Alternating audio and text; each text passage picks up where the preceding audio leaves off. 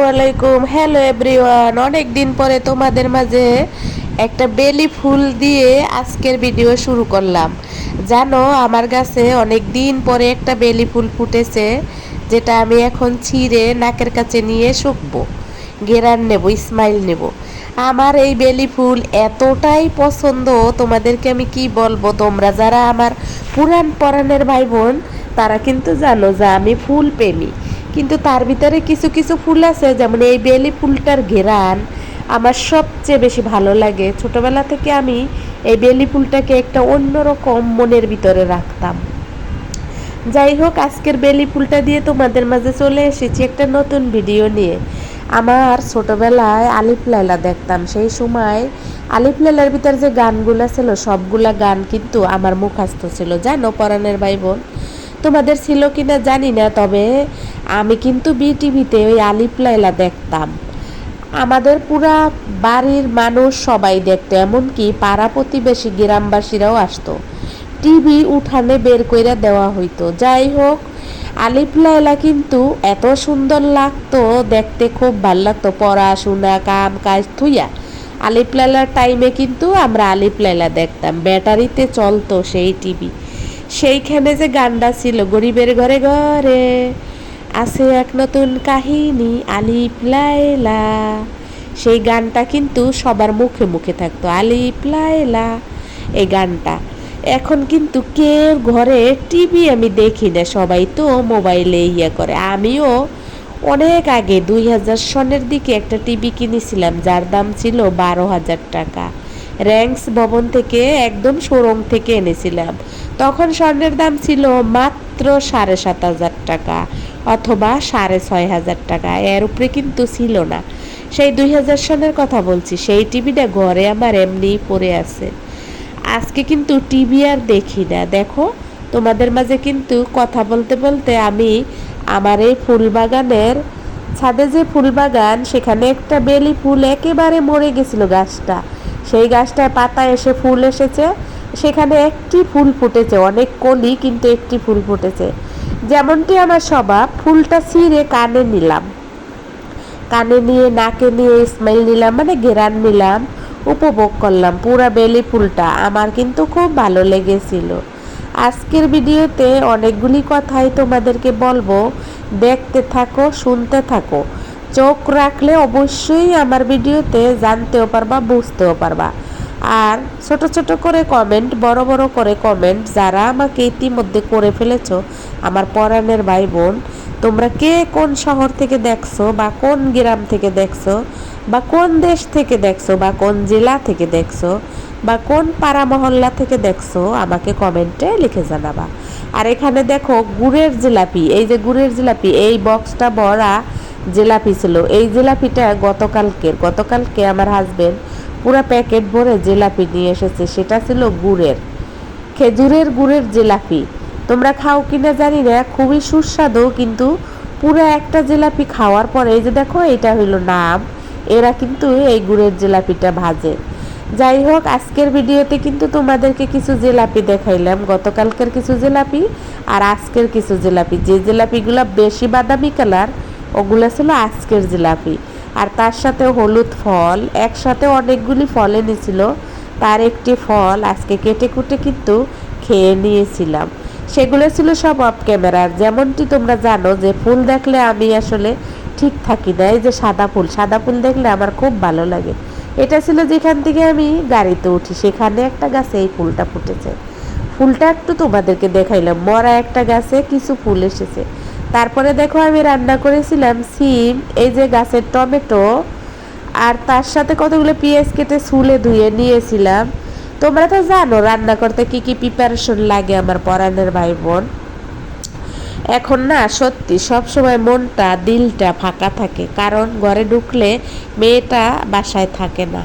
মেয়েটা তো তার হাজবেন্ডের বাসায় থাকবে, তাই না? তাই তো মেয়েটা যেহেতু আমার কাছে নাই, আমার মনটাও ফাঁকা থাকে, ঘরটাও ফাঁকা থাকে, পরাণটাও ফাঁকা থাকে। কোনো কিছুতে আসলে মন বসে না। তারপরও বেঁচে থাকতে হবে, খেতে হবে। তাই তো আমি বেঁচে থাকার জন্য কোনো রকম রান্না বাড়া করে খাই, আর তারই কিছু অংশ বিশেষ তোমাদেরকে দেখাই। দেখো কাটা কোটার পরে এতগুলি ময়লা কিন্তু হয়েছে। আর এই যে দেখো 4 পিস রুই মাছ দিয়ে কিন্তু আমি রান্না করে নেব এই সিম পাতলা ঝোল। আমি আর আমার হাজবেন্ড খাবো। আরও কিছু তরকারি আছে যেগুলো তোমাদেরকে আজকের ভিডিওতে দেখাইলাম না, ওগুলো ছিল গতকালকের, ওগুলোও গরম দিয়ে নিয়েছি, যদি খাই খাবো, না খাইলে আগামীকালকে ফেলে দেব।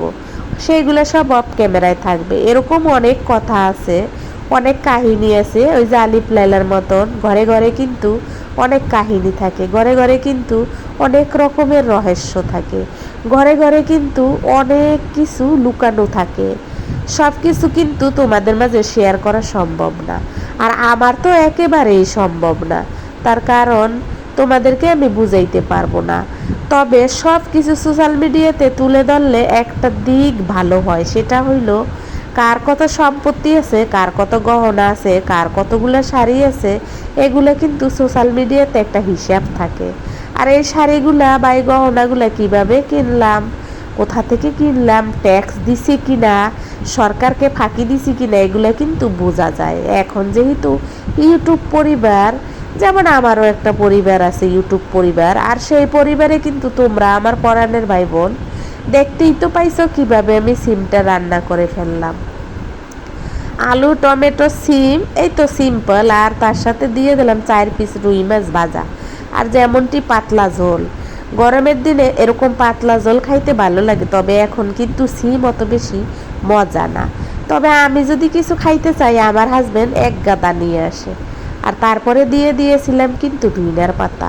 যেমনটি বললাম ইউটিউব পরিবার, এখন ঘরে ঘরে ইউটিউব পরিবার আছে, ঘরে ঘরে গরিবের কাহিনী, ঘরে ঘরে বড়লোকের কাহিনী, ঘরে ঘরে কত পরিত্যক্ত কাহিনী, ঘরে ঘরে কত আনন্দময় কাহিনী, সব কিছু কিন্তু ইউটিউব পরিবারে দেখা যায়। আর দেখা যায় বিদায়ী কিন্তু আমরা কিন্তু এখন অনেকেই ইউটিউব পরিবার, অনেকেই কিন্তু চ্যানেল খুলেছি। এটা একটা ভালো দিক। আমি মনে করি ঘরে বসে না থেকে হাতের মোবাইলটা দিয়ে কাজ করে 2-4 পয়সা ইনকাম করে যদি কেউ স্বনির্ভরশীল হয়, তাহলে খারাপ কি, ভালোই তো। দেশের বাহিরে যেসব আমার পরাণের ভাই বোনরা থাকে, তারাও তো কোনো না কোনো কিছু করে, আর আমাদেরকে ডলার পাঠায়, আমাদের দেশকে উন্নত করে। ঠিক ওই রকমই ইউটিউবেও আমার মনে হয় জেলাসি না করে, জ্বলন না করে সবাই চ্যানেল খুলো, আর সবাই সবার পাশে দাঁড়াও। আর সব শেষে দেখো আমি কিন্তু গরম গরম খেয়ে নেই, এটাই হলো আমার স্বভাব। এই স্বভাব সম্বন্ধেও কিন্তু ইউটিউব চ্যানেল থাকলে জানা যায়, বোঝা যায়। আমি কিন্তু গরম গরম খেয়ে নিলাম। আর এই তো দেখছো পরিমাণ, একেবারে 1 প্লেট, বা কি বলবো এটাকে, মানে প্লেট ভরে খেয়ে নিলাম 1 প্লেট। আমার হাজবেন্ডও কিন্তু ছিল, তিনিও খেয়ে নিয়েছে। তার প্লেটটাও এক ঝলক তোমাদেরকে দেখিয়ে দিলাম, যেহেতু রেকর্ড করেছি। তারপরে দেখো এই যে কুত্তা, আমাদের দেশে কিন্তু কুত্তা দিয়ে ভরা, তবে এই কুত্তা কিন্তু তোমাকে ক্ষতি করে না। কুত্তা ক্ষতি করে কোন লেভেলের জানো, একেবারে হাই লেভেলের কুত্তা।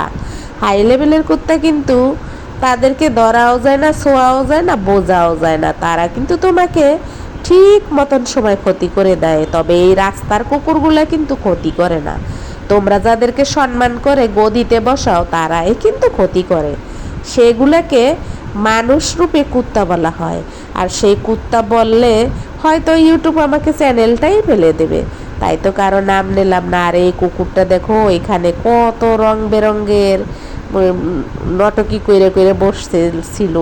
আর কুকুরটা কিন্তু সত্যি ডায়মন্ড কালার। আর আমার মেয়ে কিন্তু এই কুত্তা, বিড়াল, পশু পাখি এগুলাকে খুব পছন্দ করে।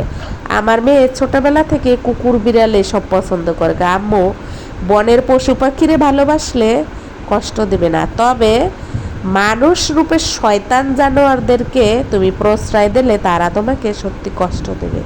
যাই হোক, দেখো আজকের কুকুরটা দিয়ে ভিডিওটা শেষ করব। তোমরা কে কোথা থেকে দেখেছো অবশ্যই আমাকে কমেন্টে লিখে জানাবা। কাছে দূরে দেশে বিদেশে যে যেখানেই আসো, আমার ভিডিওতে সবাই ভালো থাকো, সুস্থ থাকো। তোমাদের মাঝে ফিরে আসবো আমি আবার অন্য কোনো নতুন একটা ভিডিও নিয়ে। সে পর্যন্ত তোমরা সবাই তোমাদের সুস্বাস্থ্য কামনা করি এবং তোমাদের স্বাস্থ্যের প্রতি যত্ন নেবা। এখন কিন্তু গরমে অনেকটাই কিন্তু শরীর খারাপ হওয়ার সম্ভাবনা থাকে, যেমনটি আমার হয়। আর আমি কিন্তু এখন পানি বেশি খেতে পারি না, পানি খেতে গেলে আমার অনেকটা খারাপ লাগে। আর এই কুকুরটা কিন্তু কত রং বেরঙের ঢং করছে, সবগুলোই কিন্তু ক্যামেরায় বন্দি করেছে। আসলে ওই যে কি বলবো, গাড়ির জন্য অপেক্ষা করে বোর হয়ে গেছি, তাই তো কুকুরটাকে ফলো করছি। কুকুরটাকে ফলো করে তোমাদের মাঝে ছেড়ে দিলাম। আমার ভিডিওতে কিন্তু প্রায়ই তোমরা দেখবা কুত্তা বিলাই আছে। কুত্তা বিলাই রে ভিডিও বন্দি করলে তোমাকে কেউ কিন্তু কিছু বলবে না, তবে তুমি যদি আমার দেশের মানুষ মানে আমাদের দেশের মানুষকে ভিডিও বন্দি করো, তোমার চোখে পড়লে বা কারো চোখে পড়লে সে হয়তো তোমাকে ক্ষতি করতে পারে। সবাই ভালো থাকো, সুস্থ থাকো, আসসালামু আলাইকুম, আল্লাহ হাফেজ।